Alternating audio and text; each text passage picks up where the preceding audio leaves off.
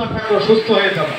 এই হাদিসকে রিচার্জ করে আমরা মুসলমান পোড়া জাতি, কপাল পোড়া জাতি। আমরা তো চিন্তা করি যে কোনো রকম খালি দিন পার হইলেও আর কোরআন মস্ত করছি বেঁচে কিনে খাইতে পারলে আর এত টেনশন কিছু, কিন্তু বিজাতিরা বসে না। ওরা রাসূল কি বলছে, কোরআন কি বলছে। কোরআনের রিচার্জ ফ্রান্সে 2.5 কিলোমিটার ব্যাপী। আমি ওই এলাকায় ঘুরে আসছি, আলহামদুলিল্লাহ দেখছি ওরা বসে বসে কোরআন রিচার্জ করতেছে। সব ইহুদি না সারা পৃথিবীতে দাওয়াত দিচ্ছে, মিশনারি কাজ করতেছে, ইসলামের পক্ষে না। ওরা কোরআন আয়াতকে চেঞ্জ করে দিয়ে দিই, ইসলামকে বিকৃতি করার জন্য রিচার্জ করতেছে। আমরা পাইয়া এটারে সাদা মাটা আব্দুল করিমে করে জন্ম নিছি, আব্দুর রহিম আর কি, আলহামদুলিল্লাহ আমি তো মুসলমানই।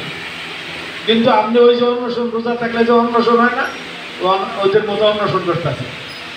তারপরে আসেন যে বৌদ্ধরা, হিন্দুরা, ওরা কিন্তু আপনার দেখবেন যে রোজা থাকে, এদেরকে বলা হয় কি উপবাস।